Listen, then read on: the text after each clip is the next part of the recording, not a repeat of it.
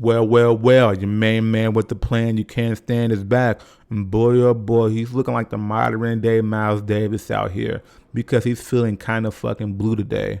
Because he just watched a silly little elf show of his Mexican friend about our waning mortality and the legacy you leave behind after you die. And it's quite sad. But don't worry, dear viewer, that's not why he's blue. No, he's sad because he just watched the dub. And Fern sounds like Frieren, and Frieren sounds like Fern, and everyone says Stark's name weird, like they say Stark, and that's really fucking his day up. So let's get cracking. Well, before we do, did you guys know what I'm talking about? Have you guys watched the dub? Like they say Stark. It's kind of like in Black Butler when they say Sebastian, and instead they say Sebastian. Whatever. Fuck what I'm talking about. Let's keep going. We're going to play this one a little bit differently. You have seen someone speedrun a video essay. We're going for an 80% glitchless PB final mix with this one, folks. So yeah, machine watch that Gimsu and tell me your safe word because I really want to talk about Frieren. And don't get me confused. This isn't a review of Frieren Beyond's Journey's End. This is a review of someone who lives with. No, I'm just fucking around, but you really should subscribe to them. They're pretty cool. But no, really, I don't want to give a review of this show. I will say a few things that are indicative of its quality, but nothing that blatantly says, oh my god, Samantha, this show is like super based and chill and you should watch it. But oh my god, Samantha, the show is like super based and chill and you should watch it. But let's not belabor the point. What the hell is Frieren about? Well, Bethany, I don't do my iconic gwimbly victory dance for nothing.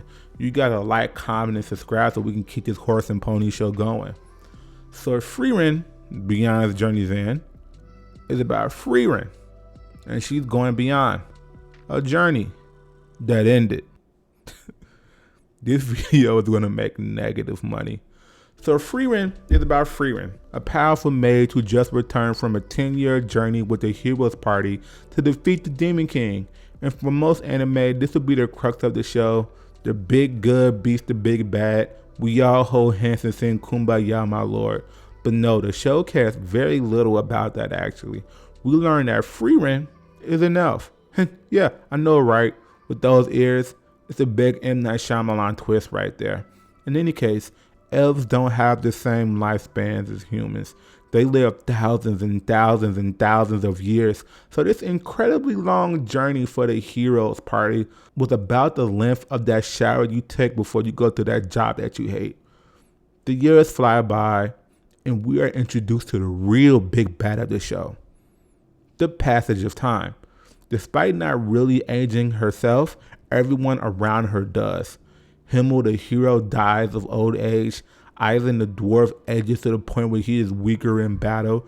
The drunk priest guy also dies of old age, but not before convincing Frieren to train and raise Fern, an orphan of war that he was caring for before he passed.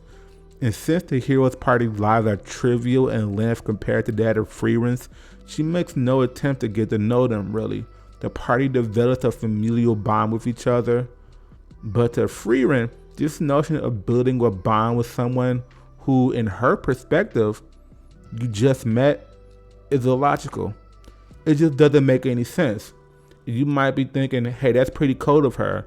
And yeah, funny you mention that, because her name, Frieren, means to be cold.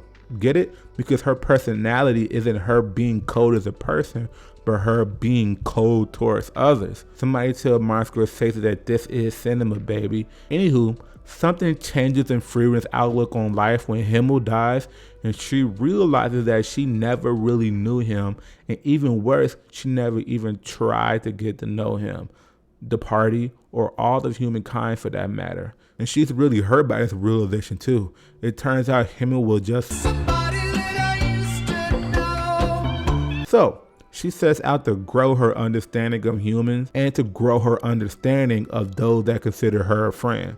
She wants to learn about, well, life. And well, not just life, but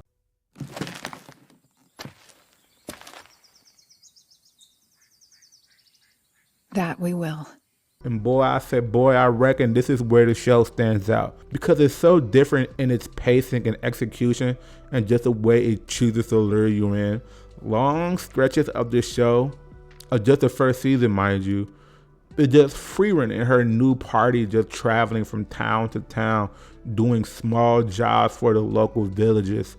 It's a show with action scenes, sure, especially towards the latter end of the season, but they're almost never the point of a particular episode.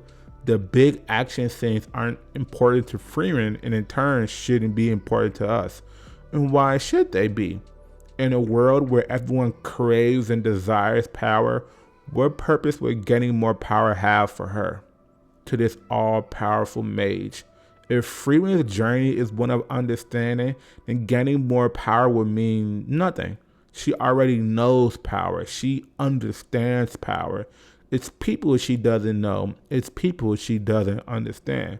In the context of Himmel, he is a human who, despite living a long life to us, I reckon he was about late 70s, early 80s when he died. He lived a very small life in comparison to her. And as the story goes on, you, as well as Frieren, begins to learn more of the legacy that he managed to leave behind. Because the value of someone's life cannot be measured by time. A longer or shorter time span of someone's life doesn't dictate the value of that life, if you know what I mean. But hold that thought for a moment, because I need you to come take this walk with me. Do you know the homie Max Derrat, or Max Derrat if you're fancy? Well, Maxi Boy is a YouTuber, and one of the big series of videos that he has, maybe even his biggest, I'm not exactly sure, is his Most Profound series, where he talks about the profound examples of something from a particular form of media, whether it be movies, video games, or whatever. Well, when I thought about this video, this is one of the first anime that came to mind. What is the most profound anime? What is the most profound anime of recent times? Granted, this is not my answer. That would be something like Monster or Cowboy Bebop. But if someone said Frieren, I wouldn't be surprised because it's a show that says so much to you and asks so much of you. The show has some very heavy questions for you, for that matter, because Frieren, not only the character, but the show poses the question of how do you measure the value of someone's life? How do you measure the value of your own? And by Jove, what an impossibly difficult question to answer, right? Is it the legacy you leave, the bonds you form, the memories you leave behind? Is it the changes you bring about in others, or is it the changes that others bring about in you?